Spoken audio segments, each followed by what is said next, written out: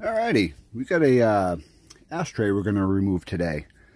These are like 97 to 03 F-150s and Expeditions and some light duty F-250s. They're real easy to remove. Typically, you know, they crack right here and right there, okay. This one's pretty good, pretty dirty, but we'll take it. All right, so first what you got to do is remove the radio bezel, which pretty much just pulls right off. Let me get this right here. Put my good hand. Oh, okay, this one doesn't want to pull off. Probably I wonder if it's because the radio is jammed in there.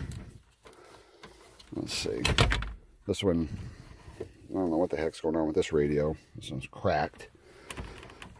Alright, so we'll get this here. Try pulling from right here. There we go. Okay. Alright, so there's that. You pull off the radio bezel. I'll unhook this radio. Okay, so the radio, pull that right off. Move that right out of the way. Alright, so now what you have is some 7mm screws. Alright, so right there's one of them there. There's one down there. There's one right there. And I believe there's one on the back side, if I remember right. So what you want to do is take these 7mm screws off the big panel. Now I'll take this one off over here. And then pull out on the full dash right there. And then what that will do, that'll make it so you can get to that. There it is right there, down in there. That's that. It's kind of blurry. That's the other bolt that you got to get to. All right, so first we'll get this one and this one here. I like to pull this off more, but this is Expedition, so it's a little bit tighter. All right, so you slide your